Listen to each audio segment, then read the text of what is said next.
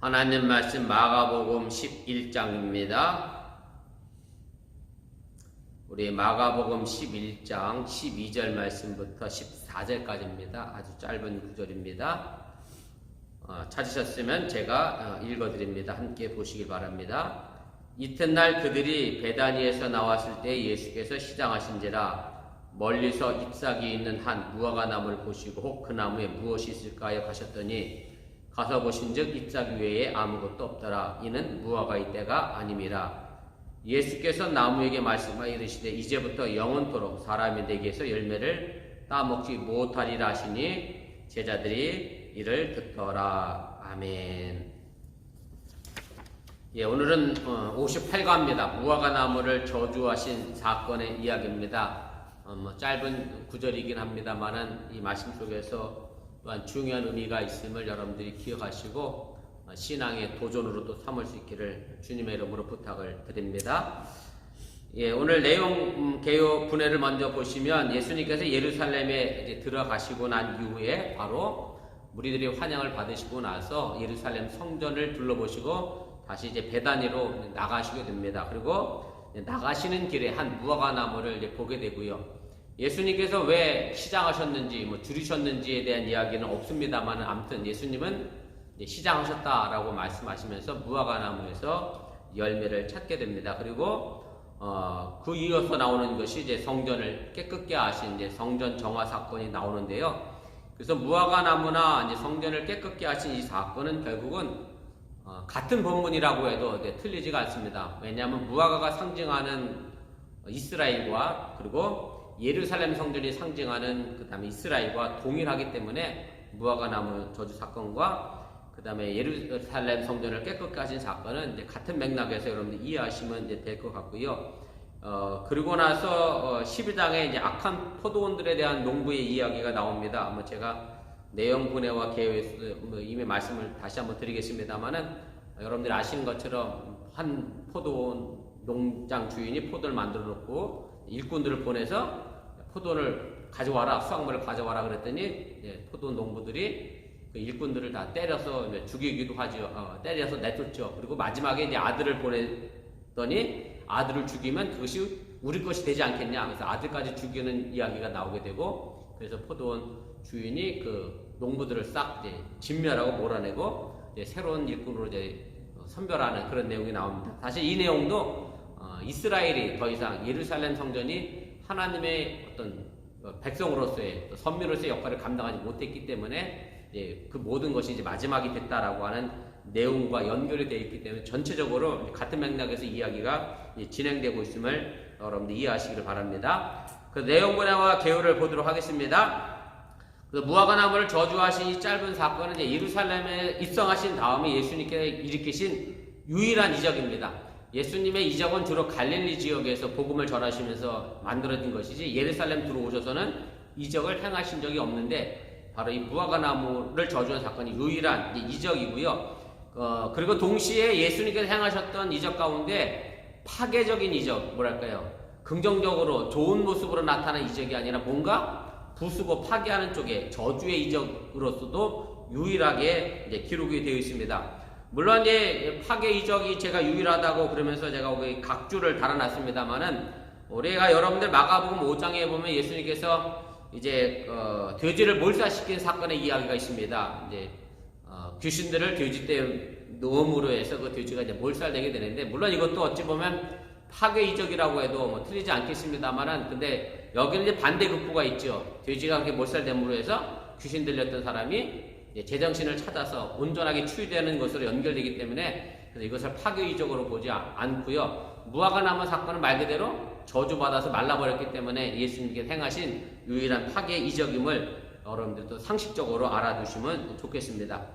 2번입니다. 가로 2번. 특별히 이 본문은 이제 이스라엘과 관련해서 상징적인 의미를 갖고 있음을 제가 이미 말씀을 드렸고 그리고 3번입니다. 무화과 나무의 저주는 그래서 예루살렘 입성과 그 다음에 성전을 깨끗게 하신 사건 사이에 그리고 악한 포도원의 농부 비유 앞에 놓임으로 해서 전체적으로는 예루살렘 성전과 연결이 되어지고요. 성전과 무화과가 서로 관련이 있음을 이야기하는 거고 결론적으로 말씀드린다라고 하면 이제 성전의 시대는 끝이 났다라고 하는 얘기고요. 그래서 예수님이 통하여 다시 새로운 교회 시대가 일어났음을 마가복음 저자는 이야기하려고 하는 것임을 여러분들이 기억을 하시기를 바랍니다. 제가 3번을 2개 썼는데요. 죄송합니다.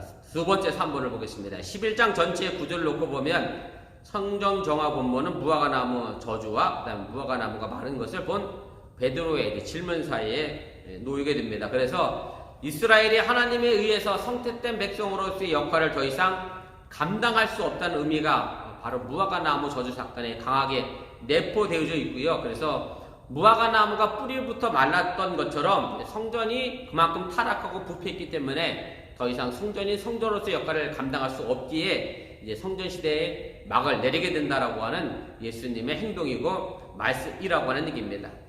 5번입니다. 하나님의 심판 나라에서 그래서 옛날 이스라엘은 지나가고 예수님의 복음을 통해서 하나님의 은혜의 날이 다시 왔음을 선포하는 것이 바로 이 무화과나무의 저주 사건으로부터 시작되는 그런 계속되어지는 그런 이야기의 내용입니다.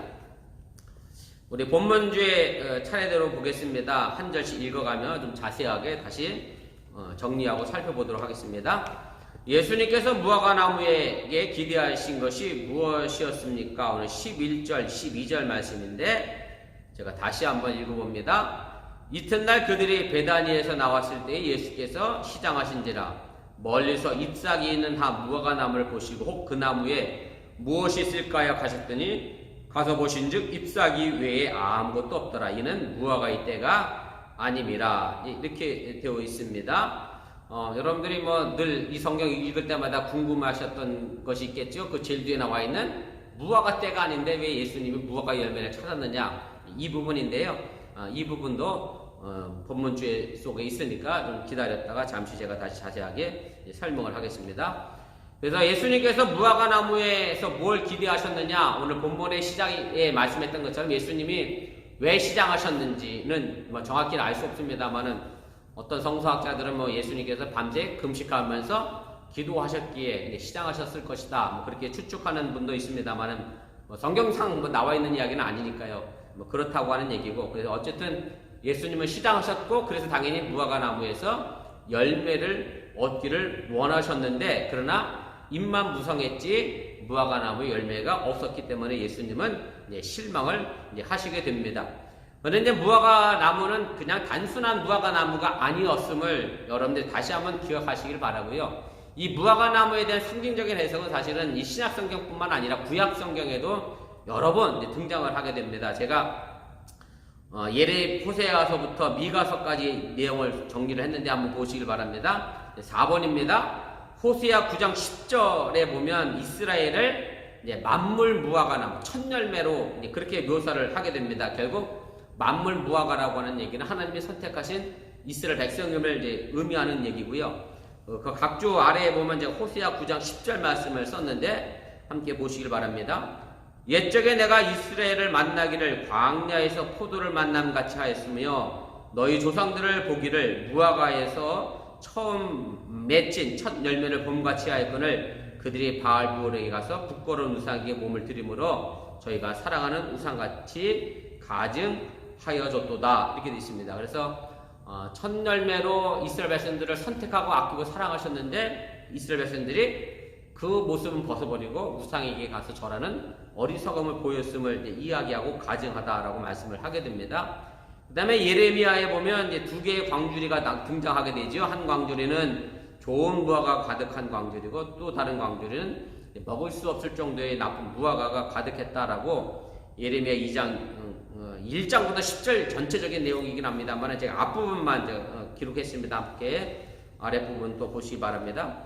바벨론의 느부갓네살 왕이 유다 왕 여호야김의 아들 여고냐와 유다 고관들과 목공들과 철공들을 예루살렘에서 바벨론을 옮긴 후에 여호와께서 여호와의 성전 앞에 놓인 무화과 두 광주리를 내게 보이셨는데 한 광주리에는 처음 익은 듯한 극히 좋은 무화과가 있고 한 광주리에는 나빠서 먹을 수 없는 극히 나쁜 무화과가 있더라. 그래서 예레미야에서도 무화과도 바로 하나님 앞에 바로 서 있는 백성이냐 그렇지 않느냐에 따라 좋은 무화과 나쁜 무화과로 구별짓고 있음을 보게 됩니다.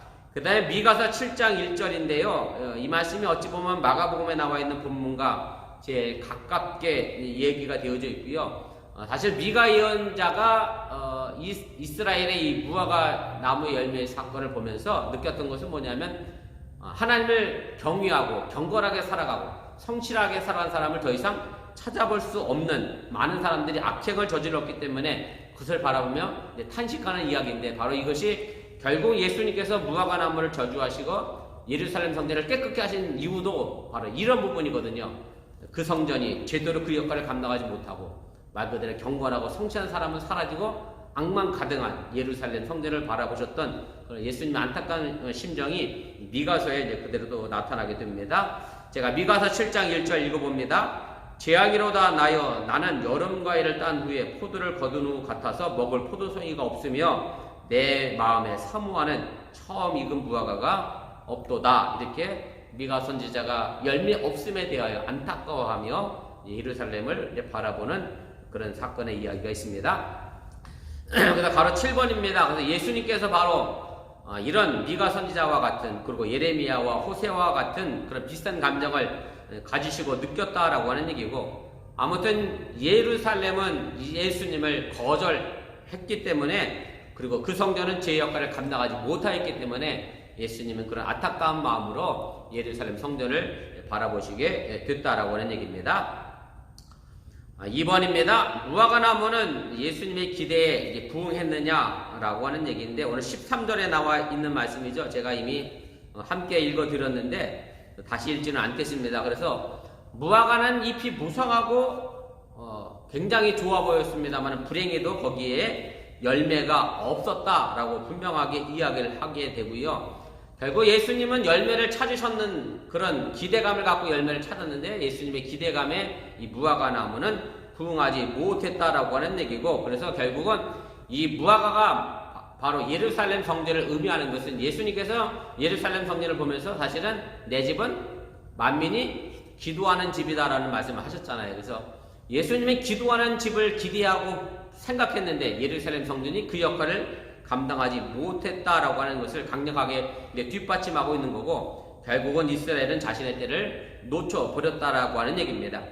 그래서 예수님께서 열매를 제공받지 못하였기 때문에 이 나무는 영원히 열매 맺지 못할 것이다라고 하는 저주를 받게 되고요. 그리고 이 저주는 이제 성전 정화 사건을 끝내시고 다시 밖으로 나가시는 중에 베드로가 말라버린 무화과 나무를 확인하면서 그것이 이제 입증되어지게 됩니다. 제가 마가복음 20장, 11장, 20절, 21절 썼는데요. 그 아래 하단 각주 5번입니다.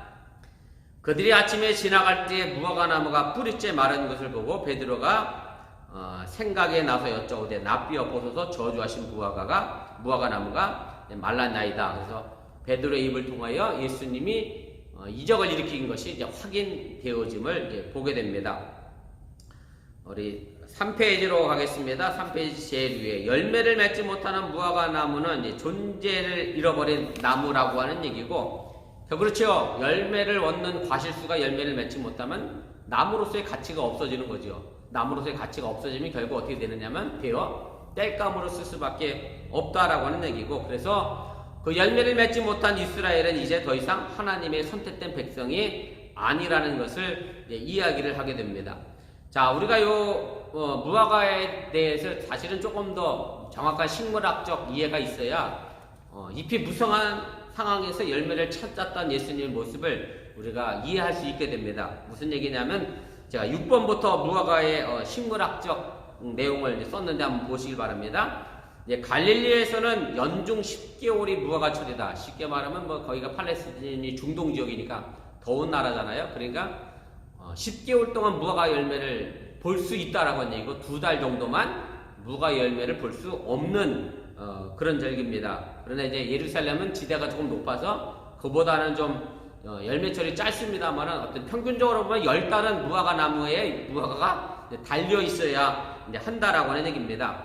근데 또 무화과가 재밌는 것은 뭐냐면 나무의 잎사귀가 먼저 생기는 게 아니라, 일반적으로 나무는 그렇잖아요. 봄 되면 먼저 잎사귀가 생기고 꽃이 핀 다음에 열매가 맺히는데, 무화과 나무는 이제 그렇지 않다라고 하는 얘기예요. 잎사귀 나기 전에 뭐부터 달리기 시작하냐면 열매가 먼저 달려오고요. 그리고 열매가 달린 후에 뭐가 생기냐면 잎사귀가 생기게 됩니다. 그래서 무화과가 잎사귀가 무성했다는 얘기는 이미 뭐가 있었어야 된다는 얘기 앞에 열매가 이미 있었어야 된다는 얘기입니다. 그래서 당연히 잎사귀가 무성한 무화과 속에는 열매가 있었어야 하는데 그렇지 못했다라는 것을 우리가 이해할 수 있다라고 하는 얘기고, 그래서 무화과 출시기는 보통 5월 말에서 이제 8월까지이지만 그 전에도 물론 이제 따먹는 무화과, 잘 익은 무화과는 5월에서 8월까지 열립니다만 한 2달 정도면 잘 익은 무화과 열매를 먹겠네요. 실제적으로. 그런데 그 전에는 이미 덜 익은 무화과라도 달려 있었어야 정상인데, 그런데 이 나무는 그 덜 익은 무화과조차도 없었다는 겁니다. 근데 이제 13절의 이야기 마지막 부분이 이제 좀 많은 문제를 제기하는 이제 그런 부분이 되는데요. 문제가 하나 있죠. 뭐가 있냐면 이때가 언제냐면 무화과 때가 아닙니다. 라고는 이 구절이 많은 문제를 이제 제기하게 됩니다.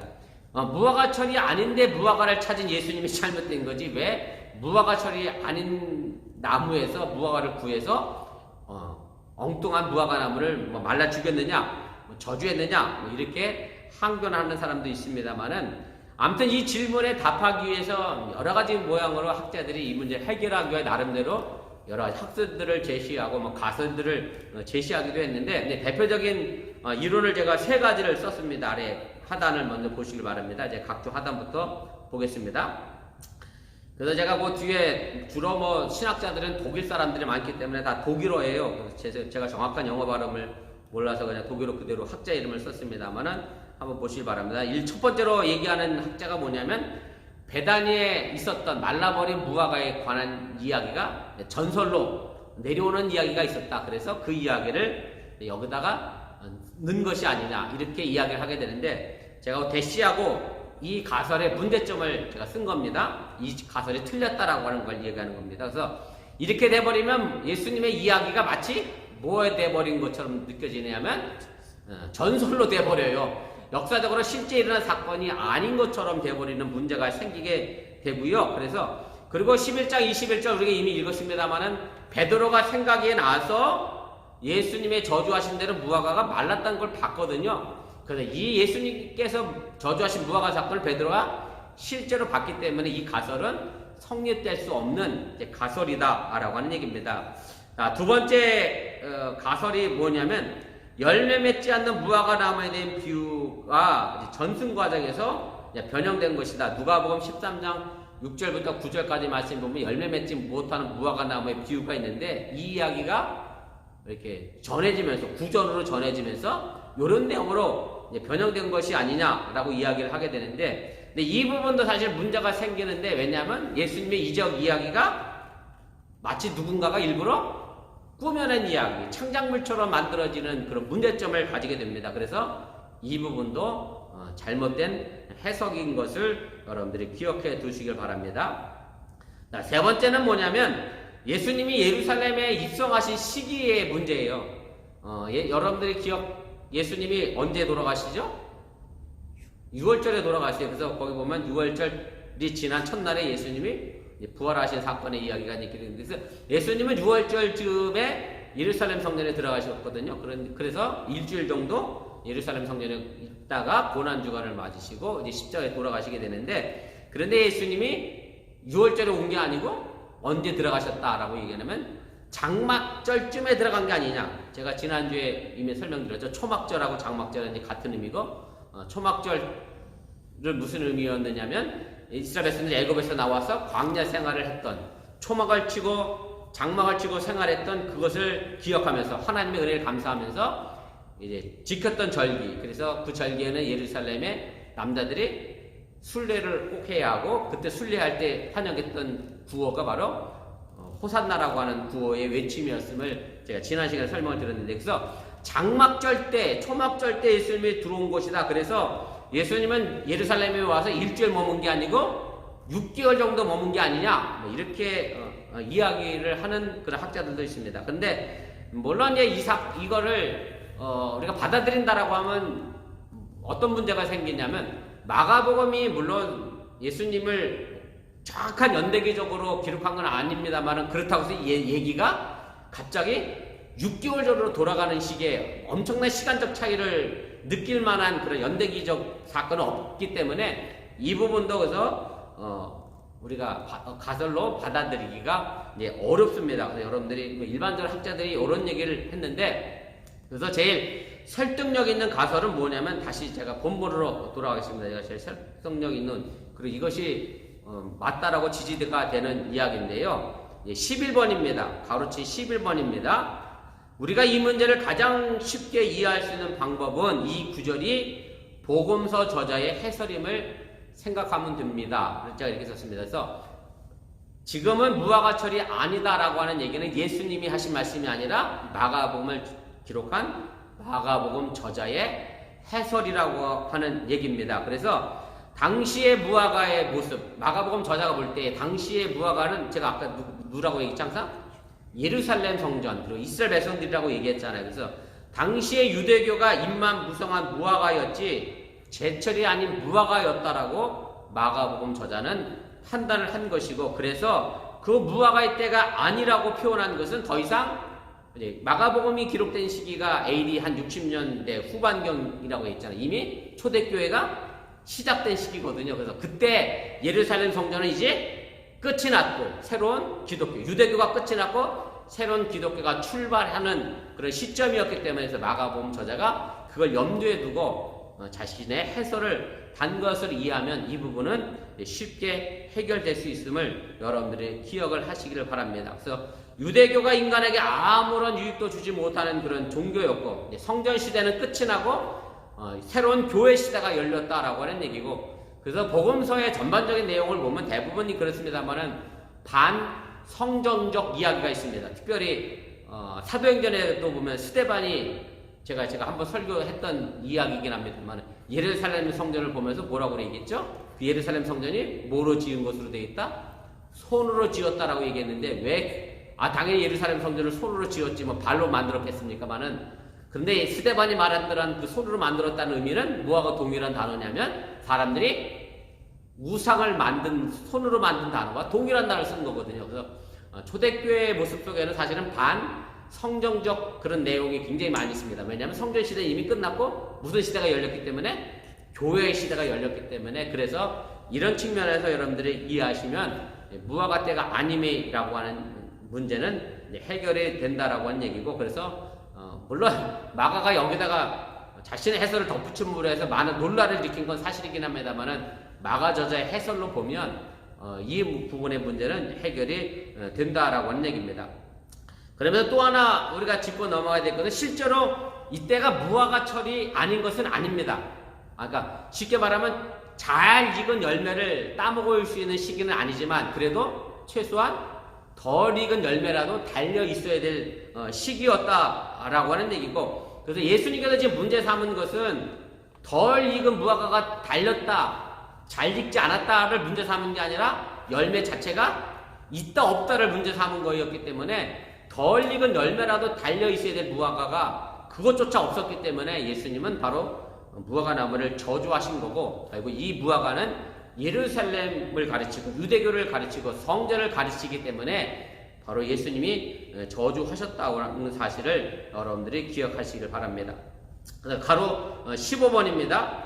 예수님께서는 덜 익은 신무화과라도 먹기를 원했고, 이 나무는 잎사귀가 피기 전 열매를 맺어야 할 본래의 사명을 다하지 못했기 때문에 심판받게 된 것이라고 하는 얘기고, 그래서 이 예수님의 파괴적 심판의 기사는 예수님이 만물의 심판자라는 사실을 생각해보면 더 우리가 쉽게 이해하고 받아들일 수 있게 된다라고 하는 사실을 여러분들이 또한 기억을 하시기를 바랍니다. 자, 마지막 우리 4페이지 보도록 하겠습니다. 3번입니다. 예수님은 열매 맺힌 무화과 나무에게 어떻게 말씀하셨습니까? 오늘 14절 말씀인데 제가 읽겠습니다. 예수께서 나무에게 말씀하여 이르시되 이제부터 영원토록 사람이 내게서 열매를 따먹지 못하리라 하시니 제자들이 이를 듣더라. 아멘. 자, 예수님께서 열매 맺지 못한 나무에 대하여 이제 저주하시게 되는데, 사실은 무화과 나무는 왜 심느냐면 열매를 얻기 위해 심는 거고요. 그래서 사람들에게 유익을 주어야 하는 그런 나무입니다. 그런데 무화과가 그 사명을 제대로 감당하지 못했기 때문에 저주를 받았다라고 하는 얘기입니다. 미국은 어떤지 모르겠습니다만 한국의 가로수에 심겨진 은행나무는 그게 어디 거냐면 그게 시 거래요. 시나 군 거래요. 왜냐면 거기서 심었기 때문에. 근데 제가 왜 이 말씀드리냐면 예루살렘에 있었던 나무는 공유물이었다는 거예요. 어떤 주인이 따로 있었던 것이 아니라 누구나 지나다니면서 얼마든지 따먹을 수 있는 그런 무화과였고요. 그래서 예수님이 길가에 있는 무화과나무를 남의 것을 따먹은 것의 문제는 아니라는 것 또 상식적으로 하나 기억해 두시길 바라고, 아무튼 여기서 강조되는 것은 예수님이 심판하시는 그런 능력이고, 예수님께서는 물론 이미 그런 권위를 가지시고 많은 역할을 해 오셨는데 바로 자신의 삶을 감당하지 못했던 이 무화과나무를 심판하셨고, 그리고 이어지는 성전도 마찬가지입니다. 그 역할을 감당하지 못했기 때문에 예수님께서 성전을 뒤집어 엎어놓으신 것임을 여러분들이 기억하시면 이 무화과나무와 그다음에 성전은 서로 연결되어져 있음을 또 다시 한번 깨닫게 됩니다. 가로 4번입니다. 당시의 유대교는 잎만 무성하고 열매가 없는 무화과 나무처럼 형식만 있었지 그 내면에 믿음이 없는 상태였기 때문에 바로 예수님께서는 유대교의 신앙의 상징인 성전을 깨끗게 하심으로 해서 이 역할을 또한 무화과 나무로의 저주로 함께 연결되어져서 나타나게 됐다라고 하는 얘기입니다. 자, 마지막 4번입니다. 이것은 남 얘기가 아니고 결국은 우리 얘기라고 하는 것이고요. 4번입니다. 우리는 잎만 무성하고 열매 없는 그리스도인은 아닙니까? 라고 하는 질문인데, 사실은 무화과 나무는 제가 아까 구약 성경도 말씀드렸습니다만은 종종 하나님의 백성으로 상징되는 그런 나무가 바로 무화과입니다. 그래서 복음서 저자에게는 이스라엘이 하나님의 백성으로서의 역할을 더 이상 할 수 없다는 것이 분명한 사실로 받아들여졌고, 그래서 바로 이 관점에서 무화과 나무가 저주를 받게 됐다라고 하는 얘기고, 그래서 이 무화과 나무는 저주를 받아서 뿌리로부터 말랐던 것처럼 성전 시대가 막을 내리고 새로운 교회 시대가 열리게 됐음을 이야기를 하게 됩니다. 그래서 무화과 나무가 하나님의 백성을 상징한다라고 하면 결국은 이것은 과거 유대교 이스라엘 백성들 선택받은 선민의 문제가 아니라 누구의 문제가 되느냐면 바로 나의 문제고 지금의 우리의 문제라고 하는 얘기고, 우리도 사실은 그런 관점에서 본다라고 하면 제대로 열매를 맺지 못하고 우리가 그 사명을 감당하지 못하면 우리 또한 예수님으로부터 저주받을 수밖에 없다는 사실을 우리가 되돌아 보아야 한다라고 하는 얘기입니다. 그래서 그리스도인들이 열매 없는 신앙생활을 통해서 이웃을 제대로 섬겨야 하지 못한다라고 하면 우리 또한 우리의 시대, 교회의 시대가 마무리될 수밖에 없다고 하는 얘기를 우리가 이게 정말 뼈있게 좀 들어야 한다라고 하는 얘기고요. 그래서 마지막 5번입니다. 가로칠 5번. 우리가 이 사명을 감당하지 못할 때, 다시 말씀드려서 잎사귀만 무성하고 열매가 없을 때, 잎사귀가 무성하다라고 하는 얘기는 결국은 신앙의 형식만 있고, 성경적 표현을 쓴다라고 하면 모양만 있고 경건의 능력이 없는 것으로 우리가 생각할 수 있을 것이고요. 정말로 진정한 마음이 요즘 말로 하면 1도 없을 때 우리가 신앙인으로서의 존재의 가치를 잃어버리게 되고 존재의 의미를 잃어버리기 때문에 우리 또한 저주를 받게 된다라고 하는 얘기고, 바라기는 우리 어번교회가 형식만 있고 모양만 있는 그런 교회의 모습이 아니라 정말로 진정한 마음을 다하고 정성을 다하여 하나님을 사랑하고 이웃을 사랑하는 그리스도인으로서의 섬김의 의무를 다함으로 존재 가치를 밝게 드러낼 수 있는 그런 교회가 되어줄 수 있기를 바랍니다. 물론 여러분들이 지금도 애 많이 쓰시고 또 선교를 위하여 애도 많이 쓰시고 속회에서 속돈들을 위하여 애 많이 쓰시는 건 잘 압니다만은 바로 그런 모습을 통하여 우리 코로나 팬데믹 이후에 우리 어번교회가 이 지역사회에서 정말로 꼭 필요한 존재 가치가 있는 그런 교회, 또 존재 가치가 있는 신앙인으로서 여러분들 각자가 바르게 서 있을 수 있기를 주님의 이름으로 간절히 축원을 드립니다.